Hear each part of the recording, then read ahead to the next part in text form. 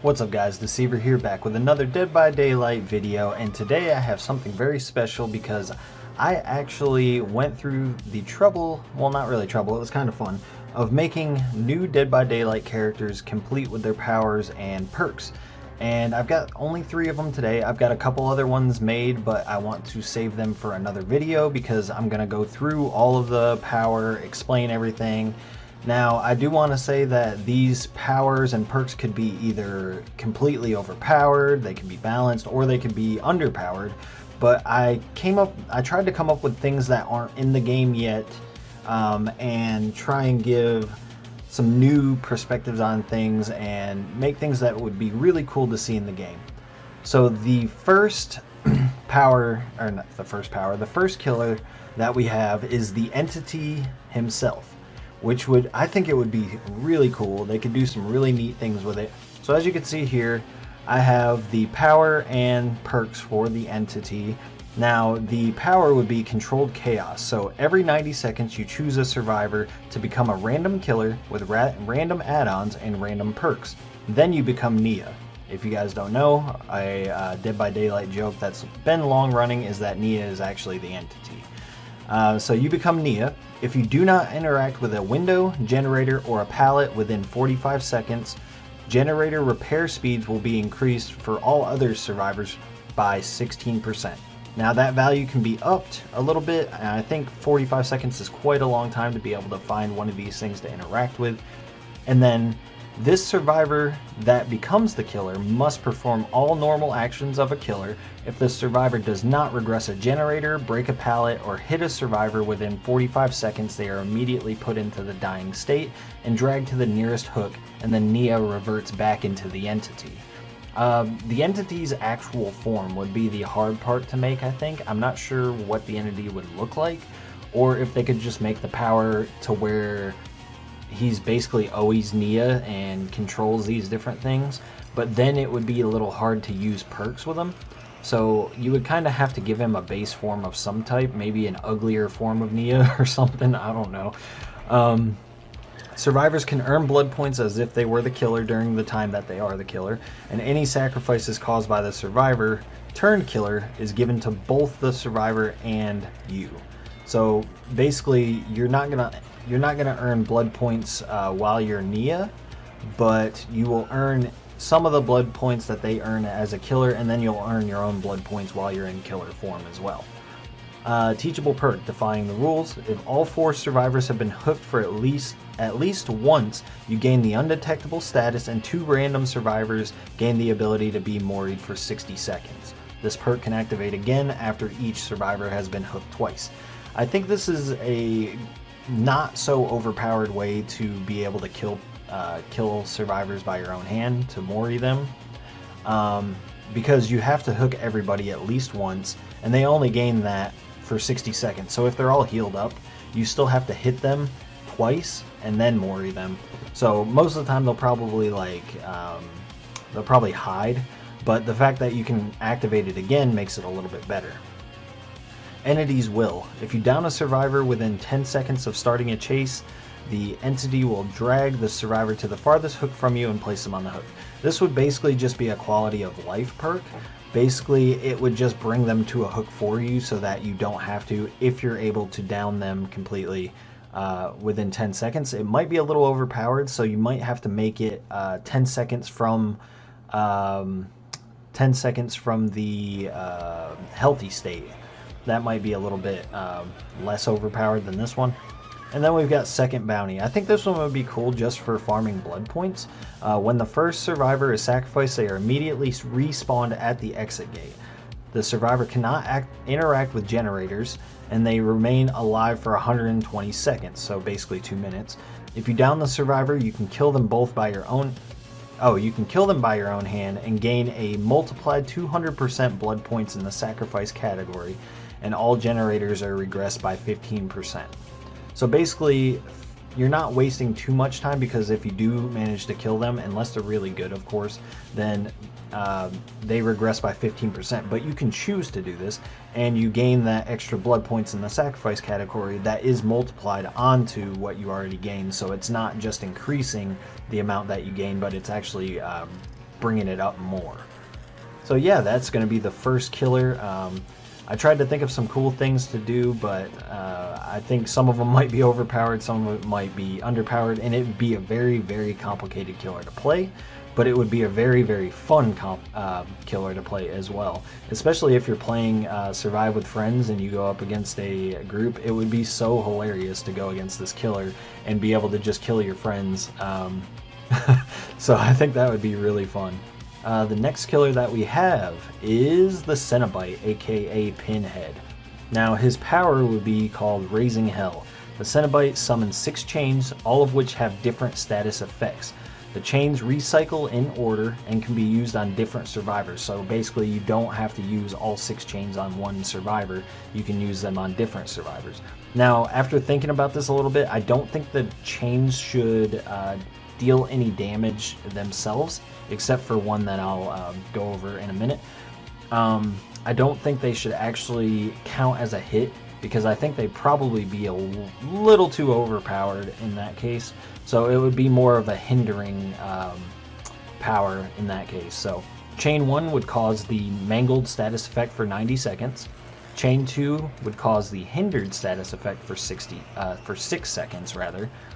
Chain 3 would cause the exhausted status effect for 90 seconds. Chain 4 causes the broken status effect for 90 seconds. And I think chain 3 probably needs to be brought down quite a bit. 90 seconds is a long time. It should probably be brought down to like 15 or 20 seconds instead. Because you can't recover from exhausted when you're running anyway, so it'd actually be a lot longer. Anyway, chain 4 would cause the broken status effect, which basically means you can't be healed for 90 seconds. So once you're put into the injured state, you would be in the broken status effect. And then chain 5 would cause the immobilized status effect for 2 seconds. Basically, it would just hold you in place for 2 seconds, basically guaranteeing a hit if the killer is close enough. And then chain 6 would cause the exposed status effect for 10 seconds and instantly put the survivor into the dying state. So yeah, I think chain 6 should be the one that actually does damage maybe. That might be too overpowered. Like, again, it all depends on how the developers would actually make this work. Obviously I'm not a developer, and I'm not going to be able to balance things myself without testing it and everything. So first perk, we've got Hex Pain is Pleasure. Each time you hook a survivor, you gain a token. You gain added token. I misspelled that real bad. So hook 1 would increase unhooking or reduce unhooking speed by 20%. Hooking 3 times, you at 3 tokens, you would have healing speed is reduced by 35%, and unhooked survivors suffer from the hemorrhage status effect for 120 seconds, basically making them easier to track once they're off the hook. And then at 5 tokens, after putting an injured survivor into the dying state, they're immediately dragged to a hook by chains, and unhooking speed is reduced another 30%. So unhooking speed would be reduced by 50%. The only problem I've come up with for this perk is that it would make camping extremely easy, but if a killer decides to camp, then you can just go break this totem, which is kind of why I made it a hex perk instead of a regular perk. And then we've got False Hope as another teachable. Whenever a survivor fully recovers themselves from the dying state, the progress bar is immediately set back to 0 and their aura is revealed for 6 seconds. So it's like a better Deer Stalker, and it also counters Unbreakable, which is kind of a problematic perk for survivors. I don't think it's overpowered, but this would give it a way to counter it as well. So basically, as soon as they were about to hit 100% and get themselves back up, they would be set back to 0. This would also help with survivors healing their people off the ground, so it would kind of help with that as well. if they get all the way to 100% progress for someone to come over and heal them, it would be set back to 0 as well. So basically it'd take twice as long, and their aura would be revealed. So just a better deer stalker in my opinion, but I think it would be a perk that's not too overpowered as well. And then we've got Drag Me to Hell. If there is exactly 2 survivors left in the match, all generators are immediately powered and 3 extra hatches spawn for a total of 4, and the exit gates are powered. 2 of these hatches will immediately sacrifice the survivor to the entity when they go through them. You see the auras of all hatches. So basically they have a choice. They can take a chance at going into a hatch that may or may not kill them. They'll either escape or they die immediately, or they can try to power the exit gates and get out that way. Either way, for you, you can see where the hatches are, so that's another mind game in itself, is you can either try and guard the exit gates, or you can try and guard the hatches. I don't think it would be very good to be able to see the difference in the hatches, because in that case the survivors can kind of mind game you as well and see what you're doing, see that you're trying to push them into a certain hatch. So if you don't know which hatch is which, you can kind of either push them towards a hatch and try and force them to jump in, or you can guard the exit gates. I think that would be a really fun perk to play with. Now last but not least, we have probably my favorite one that I've made, and I think he would be super fun to play. I know there's already some like Japanese and Chinese themed killers in the game, so I don't think this would be too far-fetched. We've got a cowboy, we've got, you know, pretty much anything else you can ask for. So now we have the Shinobi. So a ninja would be so cool to have, especially with what I came up for the power. It'll bring some more utilization to the lockers. Right now, the only people that really utilize lockers is Huntress and survivors. Other than that, they're kind of useless for the most part. So the power would be Legacy of Ninjutsu. Basically, you would have an arsenal. Lockers spawn with different aura colors. Each aura corresponds to different weapons that can be obtained from the locker. Orange, purple, and yellow, basically symbolizing which weapon the locker is holding. The Shinobi starts the round with only a basic dagger though. So if you get the katana, the colors don't really matter. They could just put what color to what weapon, whatever way you want. While wielding the katana, the Shinobi can jump onto any wall higher than waist level for 5 seconds. While on the wall, he gains an ability to lunge that does not track but insta downs if the target is hit. So basically a linear attack that you can try and predict where the survivor is going to go. And if you predict correctly, then you get it rewarded with an instant down. Excuse me. The next one would be the kunai. You get 10 kunai. While wielding, they can be thrown at high speeds. However, only every 2 kunai hit can cause an injury. So you have to hit them twice to get them into the injured state, and hit them 2 more times to get them into the dying state. It takes 4 total to send them into the, I meant to put dying state, not injured state. So 2 to get into the injured, 2 to get into the dying. But they can be thrown really fast, so remember that as well. And then we've got the Kasuragama. Basically, I didn't think about this at the time, but this is kind of like the Death Slinger's power. But while wielding the Kasuragama, the Shinobi has the ability to not only basic attack, but throw the chain and hook the survivor to pull them in. The first hit would cause deep wounds. So yeah, it's basically Death Slinger's ability. Which, if I had realized that at the time, I don't remember how long ago I actually made this, but it's been a little while. Yeah, so maybe a different, something different might be better in that spot. Maybe like smoke bombs to let you disappear for a few seconds or something, or to give you like the undetectable status.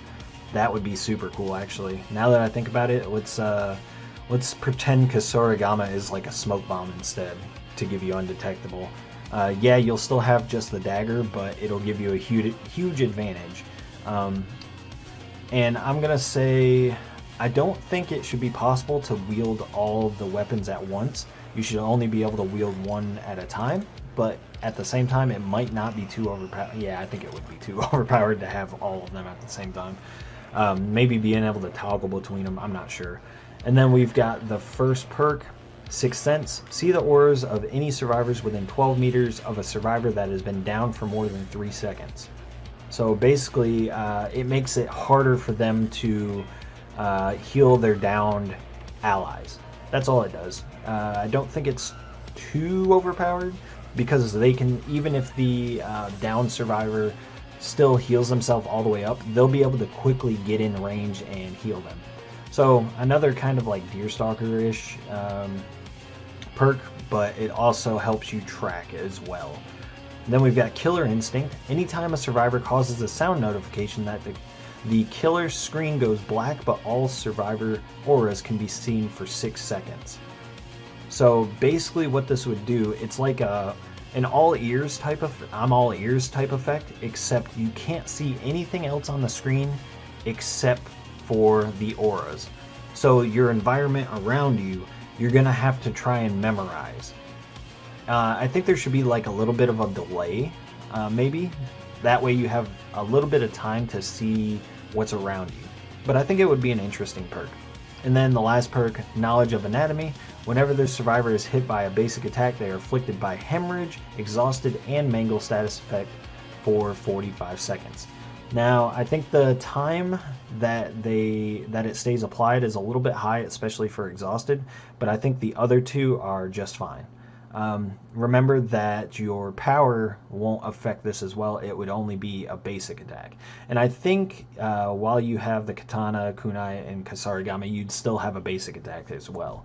But I really think this would be a super fun killer. I really am proud of the power that I came up with, being able to wield different weapons and have like an arsenal of different weapons that you could use. As far as the perks go, they could be good or they could be really bad. It just kind of depends. But yeah, that's the 3 that I have for now. I've still got 3 more that I'm going to make another video on. So if you enjoyed this and want to see more Dead by Daylight killers that I would want to see in the game, then definitely subscribe and comment. And shoot me a follow on Twitch as well. I'm starting to stream more, so I hope to see you all there. And yeah, stay safe and see you next time.